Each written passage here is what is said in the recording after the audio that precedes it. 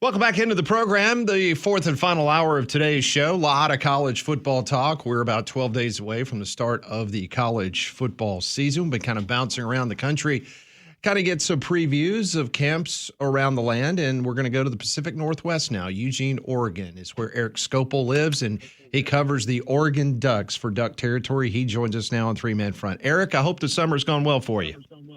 Yeah, can't complain. Good to have football back. It was crazy hearing on the advertisement coming in there. 10 days till the start of football season. That blows my mind. I don't know where the summer went. Oh, it's crazy. Well, let me ask you this: have you gotten used to the fact that you're now covering a team that is in the Big Ten Conference? Has that finally sunk in?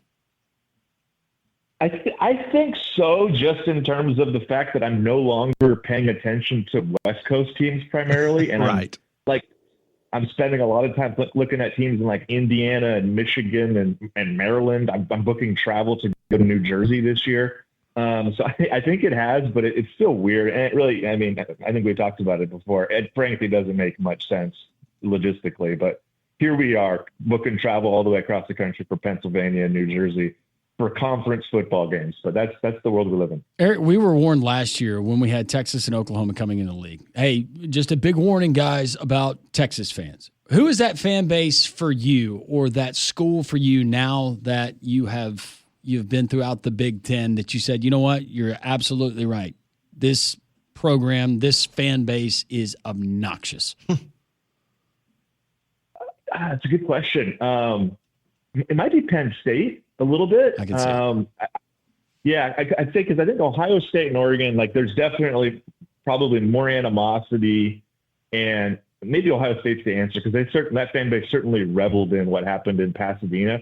I do think there was strangely like a level of respect gained by what happened in Autzen, that Oregon was able to pull that off and knock the Buckeyes off. But there was definitely some kind of, there's a lot of chirping going on between the Nittany Lions and Ducks leading up to that Big Ten championship game. And certainly with that game front and center this season, I don't think that chatter has really quieted down during the offseason. Well, one thing's for sure, especially here in the state of Alabama, we are very familiar with Dan Lanning. Obviously, he was in Tuscaloosa. He was over at Georgia. He's done a great job in the Pacific Northwest. And he continues to come to the state of Alabama, Erik, and take some of the best blue chippers out of the state of Alabama to bring up to the Pacific Northwest. Talk to us a little bit about the recruiting prowess of this Oregon team, because this is a national brand, and when you have Nike behind you, that gets a lot of young people's attention. Yeah, no, it certainly does. And I think the staff composition helps. The fact that they've had on-field success helps. You're right, NIL is certainly not lacking out here. An offer, I think, sometimes to kids from different parts of the country, hey, check out what's going on up here. I think that Oregon is, like, the university is at least not in like a big metropolitan city. It's a smaller community. I think that offers, like, maybe for some people kind of a different approach of, like, there's not a lot of distractions here. It's just basically football.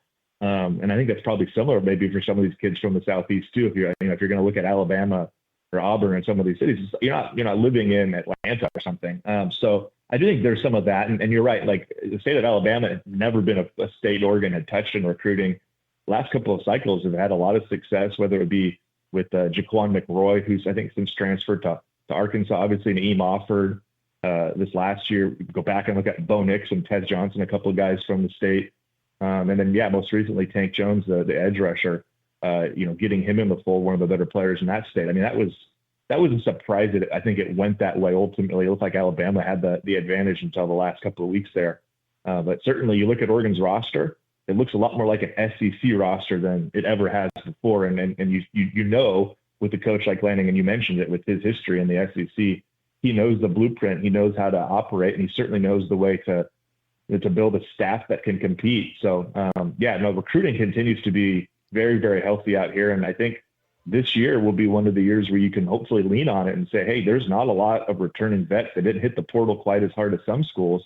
They've kind of entered this year saying, we're going to bet on the young players we've recruited the last couple of cycles, and we'll see what the season presents. Because, I mean, honestly, if they do falter and it's a tough season, it'll be somewhat of an indictment on that choice to say, hey, we're not going to go out there and pull in all these. And they certainly had some transfers they added, but we're not going to go out there and add all these transfers. We're going to lean on some young guys. Evan Stewart, talented wide receiver, going down with the injury. Normally you say it's one player, but we saw it firsthand here in the SEC. You guys saw it last year in Eugene, but how much does that loss potentially mean to this Oregon team? It's a really significant loss. I mean, not just because he's really talented, and as you said, if you've watched Evan Stewart play, you've seen the highs. I mean, last year, I think like 80% of his production was in 4 games, but it was like 4 of their biggest wins of the season. You know, it was Boise State and Ohio State games mixed in there. He had a big performance late in the year against Washington. So, you know, you look at the way Evan performed a year ago. You saw some of the flashes, but it's also the fact that he was kind of their only proven veteran returning wide receiver. You know, you look at the roster; they've got a couple of guys who are kind of fill-in starters, or maybe like the 4th or 5th guy. Well, those guys are now being asked to be kind of the veteran presences in the room. I'm not sure the expectations those guys are going to be the lead receivers because they have a bunch of young players. DeCorian Moore, the 5-star number 1 receiver in the country from the Dallas-Fort Worth area that they just landed, and he's on the team this year. I think the expectation he's going to be very prominently involved, but they do lack those kind of veteran proven players in this past game. And I think it creates sort of an interesting dynamic here. And Will Stein, the offensive coordinator, has already come out and said, hey, we may lean on our tight ends and running backs a little bit more than we're used to doing. And so they've got one of the better tight ends in the country in Kenyon Sadiq. I think he's going to be maybe has a case to lead the team in receiving. You know, that's strangely become kind of a, a decade ago, it'd be crazy if you had a tight end leading your team in receiving. You look around the country, and whether it was Brock Bowers at Georgia or, Colston Loveland at Michigan, Tyler Warren at Penn State, like it's become sort of I don't want to say the norm, but not that unusual to have a tight end kind of take over, and lead the way. Sadiq might be that kind of a player for them this year. And in the run game, where, which will be interesting to see. I think that was one of the criticisms of last year's offense was, they had a 51-49 pass to run split. They threw the ball more than they ran it. Is that going to be something you can rely on without Evan Stewart with a bunch of young receivers, but also, and I'm sure you want to talk about it a little bit, with potentially a first-time starter, whether it be a Dante Moore or an Austin Novosad? Yeah, so where does that stand in regards to the way fall camp has lined up so far in regards to the quarterback position? Yeah, they're so tight-lipped, and they've closed practice this year, unfortunately, so I don't have much reporting in terms of what I've seen. The expectation remains it'll be Dante Moore, but they've been very careful to, you look around the country, schools are now, Alabama just announced a quarterback, a couple of days ago, starter. Yes. Mm-hmm. There are schools across the country making announcements. They're not even seemingly, ready to talk about the competition more than to say that both guys have looked good. The scrimmage had some ups and downs. They're pretty guarded information there. Ultimately, as I said earlier, Dante Moore will probably be the starter. I'd bet pretty good money on that.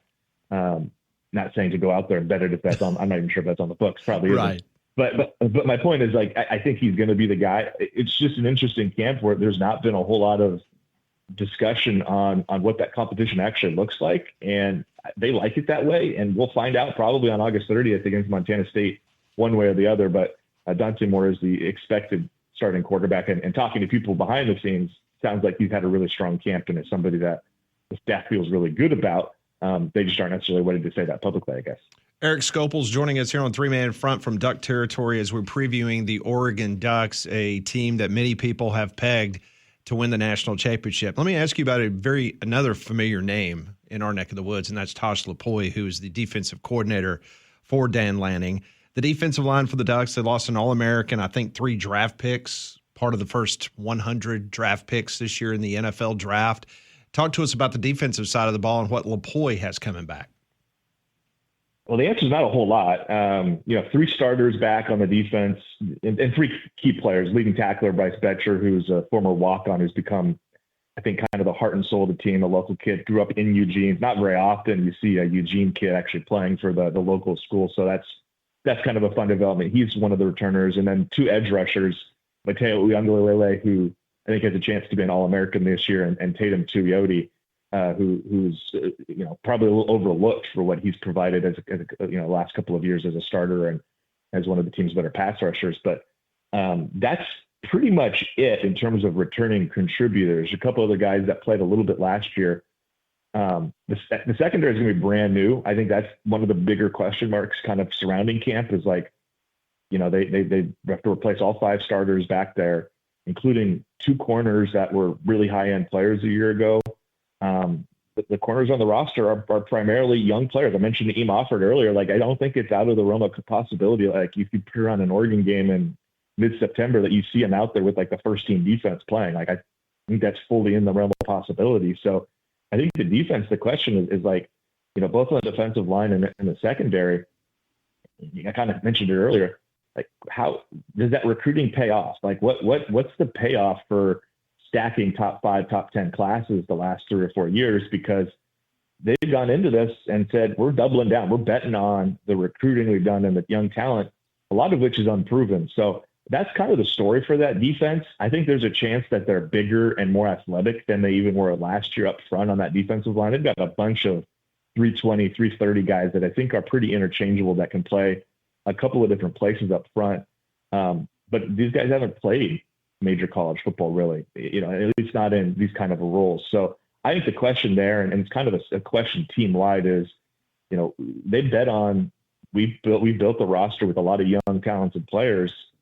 Well, now we find out if that was a wise bet or not, because there aren't a lot of veterans returning on this team. We take Evan Stewart out of the mix. It's just 4 returners there's one offensive starter back. If you take Evan Stewart out of the picture, it's a brand new football team. It's a very talented football team. And for Tosh and Will Stein, the coordinators on this coaching staff, it's a question of, can they get everybody ready? And frankly, what do the growing pains look like? I wouldn't be surprised if the month of September, there's some moments where you go, that does not look like the Oregon football we're used to seeing. Erik, the steal of the transfer portal, and this is a guy who played his high school ball at Huffman here locally outside of Birmingham, but also at Tulane, got to see him firsthand last year. Mekhi Hughes, running back. I think that this guy could be the steal of the portal. Pat raves about him. We rave about him. A lot of people, though, nationally, they don't know who Mekhi Hughes is. I think that changes this year in Eugene. I do too. And I mentioned it earlier. I don't think it was by mistake that Will Stein kind of noted, hey, we might be down some receiver talent, whether it be injuries or just players going to the draft the last couple of years. You might have to rely on some other positions, and he brings up running back because they've got a stable of guys, whether it be a Mekhi Hughes or a Noah Whittington, who is entering his 6th year of college football. He's been at Oregon for 4 of those years. And then some of these younger guys that you talk to people, it sounds like they're really excited by. I think Hughes most likely will be the lead running back. I don't even know if most likely needs to be attached. He will be. He probably has a chance to hit that 1,000 yards again, but I think it's a rush attack that kind of similar to what we've seen from staying in the Big Ten, I guess, Ohio State, Penn State the last couple of years where they rotate quite a bit. Like, I wouldn't be surprised, though, if a couple of these other younger backs are involved a lot and incorporated for a run attack that could carry an offense early on in the season, especially with some younger players in the pass offense. I think that's going to be pretty interesting to follow. And Hughes in particular is, watching him in the spring game, and frankly, that's the only chance I've had to see him in an Oregon uniform, unfortunately. Just so explosive, always falls forward, loves contact. I think he's put on about 10 pounds of weight this offseason. And just speaking with him about a week or 2 ago at Oregon Football Media Day, he looks the part. So looks like an SEC running back playing in the Big Ten. We'll see how that combination works. Yeah, there's no doubt. I mean, like Landrum said, I was able to cover him in high school, and he didn't have much of an offensive line, but, man, he could, whether it's between the guards or get to the outside, he was a special player. So there's no doubt that Oregon is going to get the best out of him. So I'm sitting here looking at Oregon's schedule, and in regards to where they have to go, they got to go to Happy Valley. They got to go to Iowa. But outside of that, I know the final game of the season in Seattle, but just talk about their schedule because, again, this is from an SEC's perspective. I'm sitting here looking at it. It looks extremely manageable for this Oregon football team this year. Tell me if I'm right or wrong. I think you're right. And I think that's sort of the consensus out here, too, is you look at it, and Oregon was fortunate in that they play Penn State. That's going to be a very difficult game, end of September. That could be the only loss they take in regular season play. And in fact, they'll probably be close to double-digit favorites, depending on how the season plays out, against everybody else. Indiana coming off the bye week after Penn State, that's a home game. I think the Hoosiers are probably a little more talented than people want to give them credit for. I was pleasantly surprised based upon the research I did this offseason with what they bring back, and then also kind of surprised that they're ranked in the top 20 in the AP poll. that might be like the second best team they play full stop on the regular season. And that's kind of in the middle there, coming off a bye week. So, they get through that. The month of November gets a little testy just because you do have that trip to Iowa. You do have the 2 West Coast rivalry games with USC and Washington to end the regular season. But, Oregon could be a team where they're still kind of finding themselves and figuring themselves out, learning who they are, midway through October into November, while only having 1 loss or being maybe undefeated if they can pull the upset in Happy Valley. So, yeah, it's a weird season to project, because I did my season predictions on the win loss record, excuse me, and I had them at 11-1. Not that I think necessarily this is a 11-win team based upon all these questions we have on the roster, but it was really hard for me picking through the schedule to find a game and pinpoint, I think that's going to be a loss. There's certainly games they could lose, but I think, like you said, you look at the schedule and you work your way down it and you go, I have a hard time going, that's a capital, let's put it in ink loss, aside from maybe that Penn State game. And so if you're Oregon, this could be a season where if they find their footing and they kind of hit their full stride in November and they finish 11-1 in regular season play, they could be a really dangerous outcome college football playoff time, even though maybe early on in the season, people are looking around kind of going like, I don't know if this Oregon team's what we thought they'd be. That is Erik Skopil. You can follow his work at Duck Territory. Erik, always great to catch up with you. Should be an exciting year once again for Oregon in the Big Ten and the college football playoff. Hopefully we can stay in touch and have fun next week as we get everything kicked off.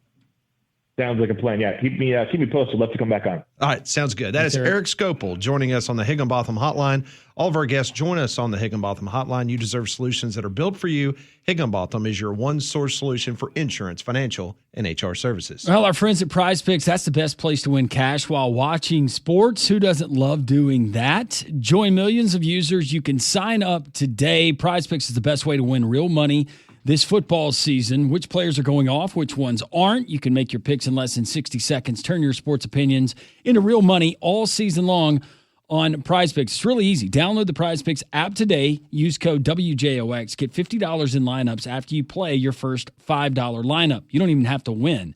That's code WJOX. Get $50 in lineups after you play your first $5 lineup. But it's not just football, the professional and the college ranks, which you will have at your disposal this season, but also professional baseball, all kinds of different sports. But that's where we are going tonight. And I got a couple of goblin bets. That means that the bets are easier to win, or the projections are easier to win, I should say, but the payouts are lower. We'll go baseball tonight. Juan Soto and his Mets taking on the Braves. Hits, runs batted in. Combine those. All he has to do is get one of any of those. He's done that in 6 out of the last 7 games. Aaron Judge for Conrad's New York Yankees. Same thing. All he has to do is get one run. Score one run. Easy. One hit. Knock a run in. That's all you got to do. He's done that in 5 of his 6 last games. Come on, Aaron. All right. So we're going to go with both of those guys. They go more on those projections. We're a winner. You can be a winner too. Prize Picks, once again, promo code WJOX. Get $50 in lineups after you play your first $5 lineup. Prize Picks, run your game. When we come back on 3-Man Front, we'll kind of unpack what Erik Skopil was talking about. Oregon, if you just look at their schedule, man, wow, it is manageable. And they went undefeated during the regular season last year. Just, man, I know they're kind of reloading on the defensive side. New quarterback, but we'll kind of discuss that and where the pecking order is in the Big Ten. That's next on 3-Man Front. Coming up later this hour, we'll do some Pat Ponders. We'll also, worst thing I've seen, all straight ahead here on this Wednesday edition of 3-Man Front. Well, football season is straight ahead, and the place to go catch all the action is Big Whiskey's, because they have great food of all varieties with a full menu ranging from apps, salads, burgers to steaks. Their bar features unique cocktails, over 120 whiskeys, including whiskey on tap, and plenty of screens so that you can catch all the games all weekend long. They also offer different food and drink specials for each day of the week. They have happy hour, and the kitchen is open late every night. So go check them out, the Stadium Trace Village off Highway 150 near the Hoover Met. So almost everybody has Ohio State, Penn State in 1-2 order in regards to the Big Ten. Those 2 teams playing for the Big Ten championship. Both those teams potentially a number 2 in the nation overall in college football.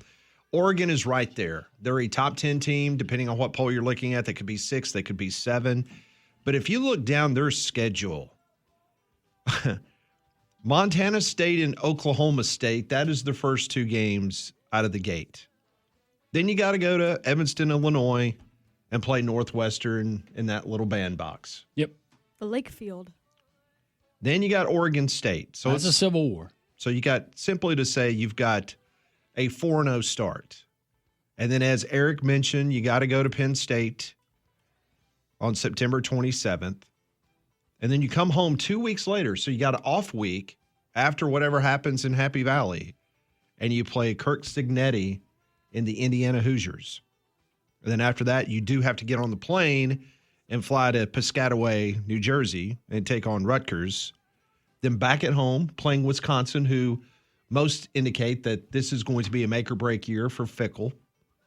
A lot of people not expecting Wisconsin to be very good. Then you got to go to Iowa, back home against Minnesota and USC, and then you finish at Washington.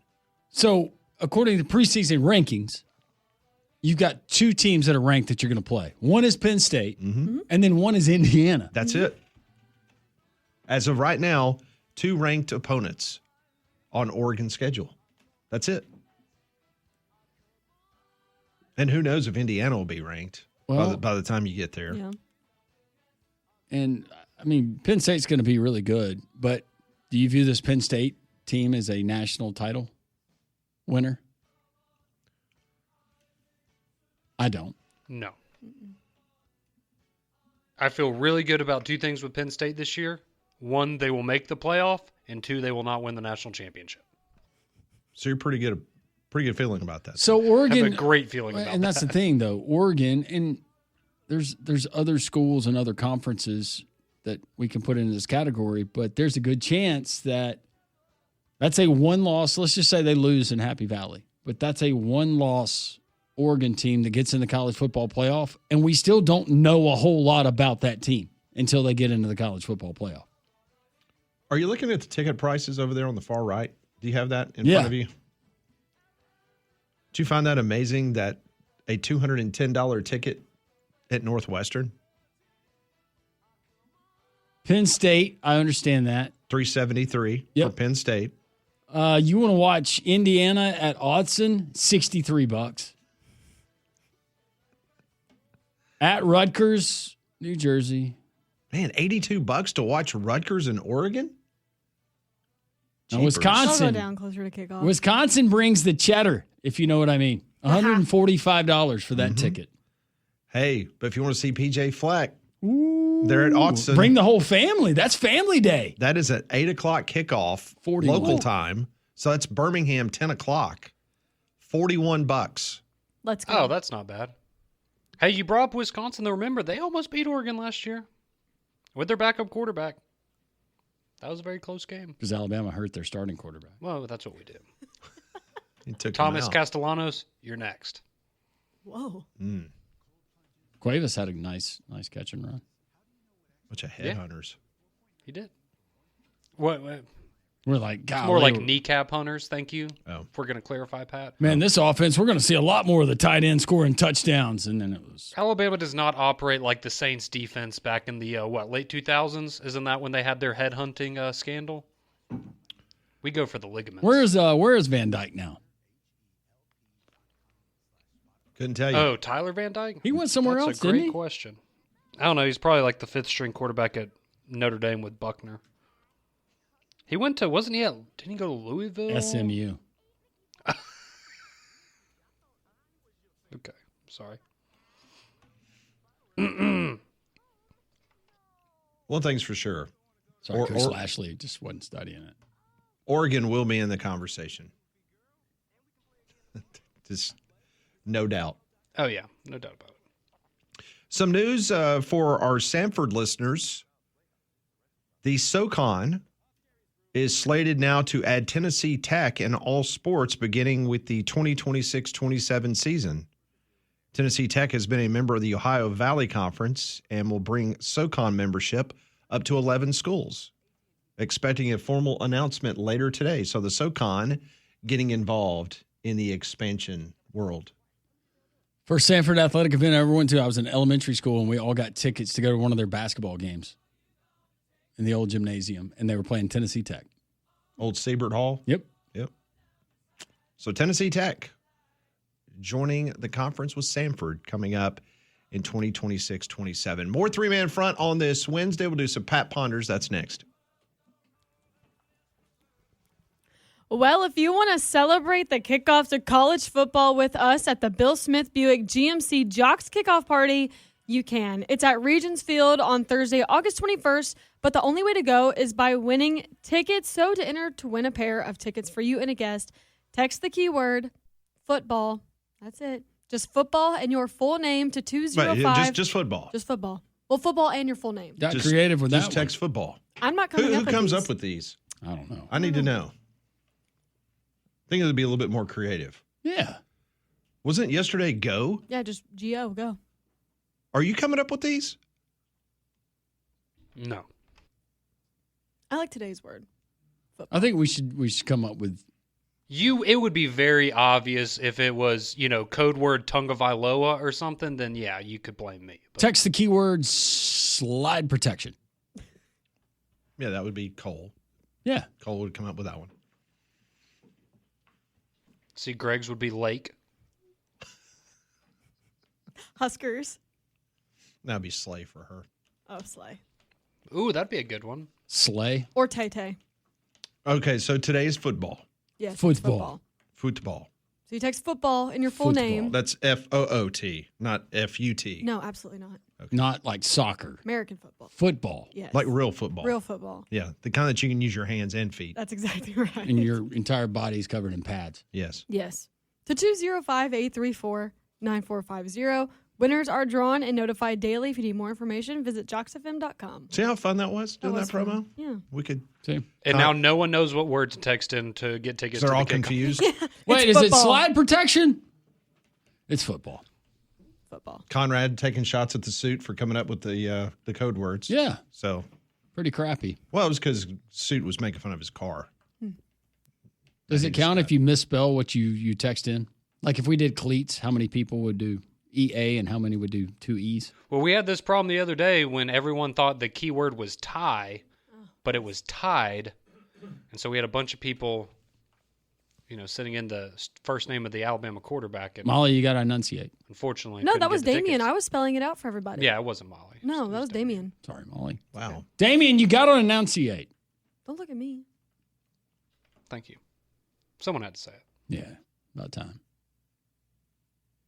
For Pat Ponders. Know what you're thinking. Tell me what's on your mind. It's time for Pat Ponders. Brought to you by Courtesy GMC and Trustful off of exit 32 I-459. Check out the 9 acres of inventory in person or go to their website, courtesybirmingham.com. Question number 1. If Alabama wins 10 games, goes to the SEC championship, and lands a college football playoff berth, will fans believe DeBoer has truly stabilized the program? Yes. Okay, sorry. Give me that again. So make the playoff. What else? 10 games, Okay. go to the SEC championship game, Okay. make the playoff. Does that signal that he has stabilized the program? I want to say yes, but I'm just for the fan base in general. You're I'm such just, a greedy bee. I'm throwing this caveat out there. You make it to Atlanta, you lose. You make it to the playoff, And lose. You lose the first round. Right. No, people are not happy at that point. So he has not stabilized it. No, you Okay. have to. You have to either win the SEC championship or get to the playoff and win at least. Make a game. some noise. Yeah. I think Wow. getting to the playoff and at least winning a game. Okay. Would you like to recant your statement? No. Landrum? No. I'm going to stand firmly on it. Yes, he stabilized it. You're 9-4 last year. I agree with Landrum. I think if he gets to the college football playoff, wins the 10 games, I think he stabilizes it. See, and here's the problem, and I'll say this: I'll fall victim to it as well. If Alabama makes the playoff, that being the we're happy with how the season ended because you made the playoff. Like, it's easy to say that now, but if you actually make the playoff and you don't go and make noise in the playoff, people are going to be very frustrated. In my opinion, I think that is how the Well, fan base will yes, react. yes. It's kind of like the Braves. I hope they make the playoffs. I know they're not making them this year, but I hope they make the play. But once they get in, you're like, hey, now that we're in, let's win some games. Yeah. Oh my gosh, what happened? We got beat Exactly. in Game 5 or Game 7, so close, and you find criticism. Yes, but the correct answer is it will have been stabilized if he just makes the college football playoff this year. All right. Question number 2. Bank of America recently released a spending study that revealed fans spend 25% more now than they did prior to the pandemic on game day activities at sporting events. They call it revenge spending. Do you find yourself spending more on frivolous things at games than you did prior to the pandemic? I'd say less because everything else has gotten so much more expensive, honestly. Just trying to get a ticket into a game? Well, me 100% because I didn't have to spend anything for 4 years. So That's a good point. It just depends. If it, not necessarily. Well, like the Braves. Like when you go over to a Braves game now, do you find yourself maybe not holding back as much as you did prior to the pandemic on your game day experience? Whether it's more food, as an extra souvenir, or hey, we're going to upgrade and park a little bit closer to the stadium and pay a little bit more, whatever the case may be. Yes, Okay. I do. That's what Bank of America I never is calling thought about it. Revenge spending. I never thought about it, but yeah, I guess I do.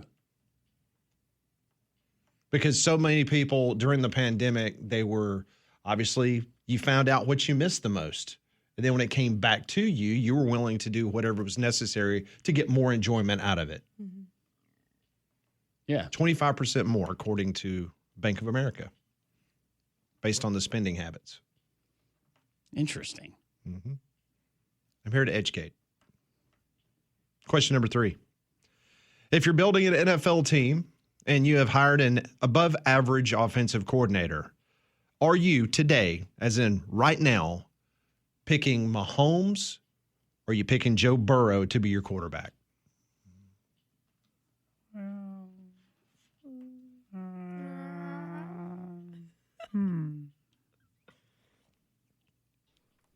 Hey, Brittany. You still got to take Mahomes for right now. Yeah. He's won 3 Mahomes. Super Bowls. Easy. And I love Joe Burrow. I think it's a 1A, 1B thing, but give me the guy that's been there and done that multiple times. Yeah, give me Mahomes. You say that reluctantly. Yeah. I'm thinking longevity. I think Joe Burrow has better stats this year. He had better stats last year. You know what? I'm going to take it back. Nope. Give me Joe Burrow. There you go. What would be different? He plays the piano. He does. Quite well, actually. Yeah. He was pretty good. Next question on this National Filet Mignon Day. What? It is. Oh, What is your favorite cut of steak? prime rib. Free kind. You like prime rib, really? Oh, Okay. yeah. Oh, yeah. Go the au jus on the top of it? Oh, yeah. Mm-hmm. That's solid. I find myself eating way too much of it when I eat prime rib. Well, it's one of those things I very rarely have it, so when I do, I'm going to typically gorge myself on What it. did you get that night at He got a in fillet. Atlanta? He got the big fillet. Yeah, you and I went the petite. Yeah, we went petite. He went with the big one. Yeah, he was like, he was taking advantage of the wonderful person that was buying us dinner. Yes. Mine was like $4 more than y'all's. That thing was massive. Yeah, and I ate every bite of it. Yes, you did, because I was watching. I was going to make you eat every I bite of it. made- I was I going to kick made you under the sure. table and go, hey, finish. You I better wasn't finish going to that. order that and not finish it. This poor, hardworking individual. Hey, and did you also notice during dinner that he did not go a beer? Did you notice that? Oh, he went double top shelf. Yeah. I got challenged by the host. I ordered water. Well, and to then be I fair- got so we're just doing the water So be thing. fair, we all got challenged by the host. That Yeah. was the worst case of peer pressure ever. Pat really got it because then I was like, I'm joining in. I'm going to put pressure on Pat. And Pat had to recant his drink order. We all only had one drink, though. Yeah.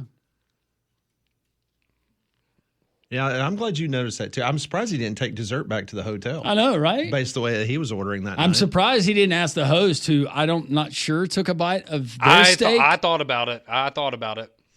Hey, can I take that back to the hotel room? And I thought about it too. I mean, if it's just It's like that's a beautiful cut of meat. It was just sitting there. Was that not a great meal? Yeah, it was fantastic. It was a great. We were there for 3 hours, and it was very. Were we really? Yeah, it was delightful conversation. Oh wow, I did not realize that. Kind of had our own little section, little alcove. Oh, yeah, I remember I told Paige, hey, I'll call you after dinner. And when I called her, she said, how long were y'all at dinner? I said, good conversation. It was. All right, good so steak. you're going. You said Prime rib. I'll go filet. You got filet. Mm-hmm. I don't know. She likes a good T-bone. You have a preference, or do you like them all? I really couldn't tell you. I just like steak. You probably normally have like a ribeye, Or, I would guess. Or she might go New York strip. Listen, Yeah, I don't New York really know strip. what I get, if I'm being honest. I don't eat a lot of steak, though. Get you a good old prime rib sometime. Man, she goes to Nebraska and she doesn't have a good old steak from some great steakhouse in Omaha, Nebraska. That's insane. I mean, it's been a while. I'm a filet guy, like you. I like filet. Now, I like a good ribeye, but a little too much gristle, too much fat. Yeah. Sometimes for my liking. See, my problem with filet, it tastes the best, but it's just not, the portion size isn't as big. Well, you got the jumbo in Atlanta. Well, that was fine. You didn't have a problem there. No, that one was fine. There's some places you can get the old 96er. I wasn't paying for it that day, and I'm not paying for it. I'm like you. I really appreciated that dinner, but I would not have paid for that myself. I know a really good filet that I can buy from a butcher shop. And if yours is $100 more, You wouldn't tell a difference. not a ton.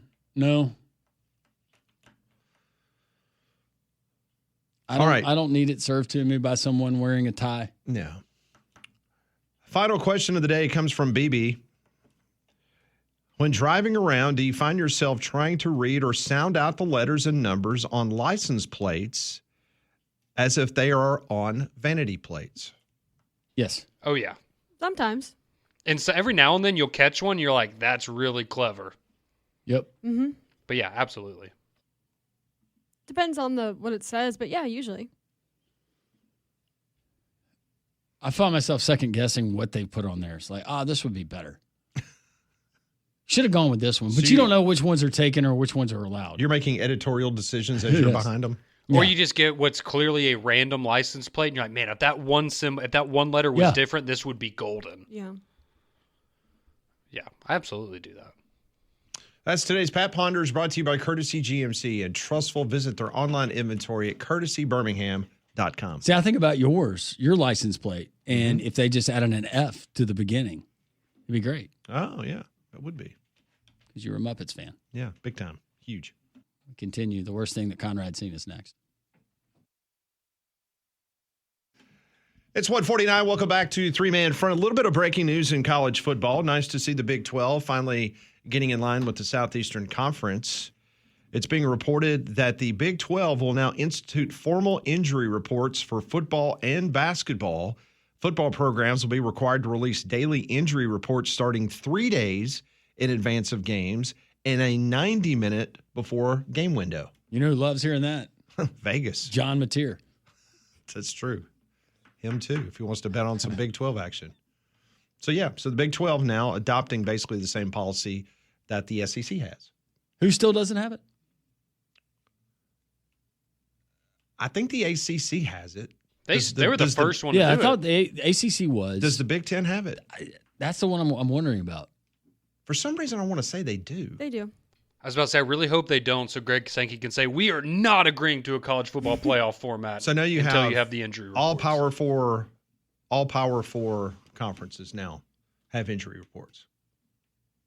So that's good. That's good. Keeps everything above board. Keeps us informed. A Hey, lot like transparency is nice, isn't it? Conrad. It is. We see good, we see bad. Conrad always gravitates to the bad. This is the worst thing that Conrad has seen. This is the worst thing I've seen. Big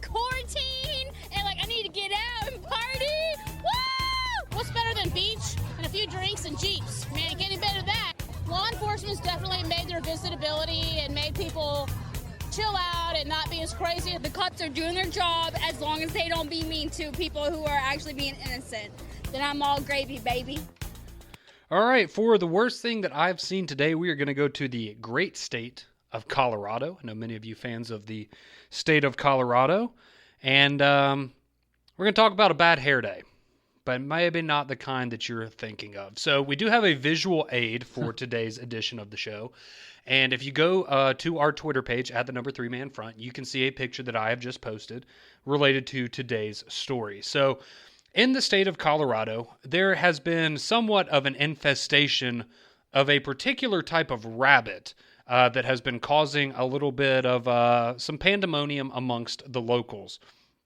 So in Fort Collins, Colorado, to be specific, this was a news story lately where a resident by the name of Susan Mansfield said that she had reportedly seen a rabbit with what looked like black quills or toothpicks sticking out around the mouth of the rabbit.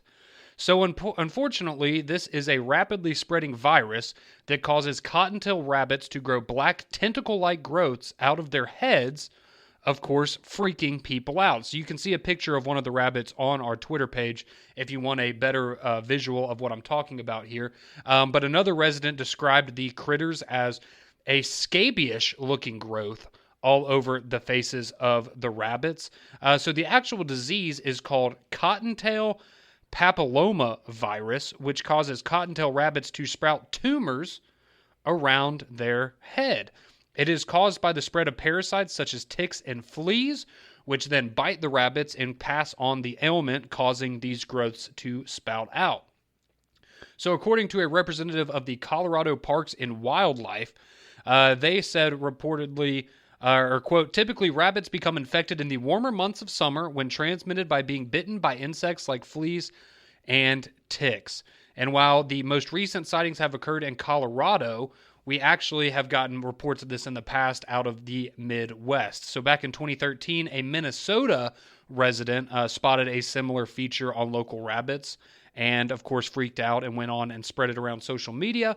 But the good news is, again, according to Colorado Parks and Wildlife, that while the virus can spread between rabbits, and so if you have an infected rabbit and an uninfected rabbit, they can spread the disease that way, but it is not known to infect humans or household pets such as dogs and cats. So if you are going to the Colorado area in the near future, you don't have to worry. You're not going to get sick yourself. Your pets are not going to get sick, but it is certainly, I would say, quite a disturbing image.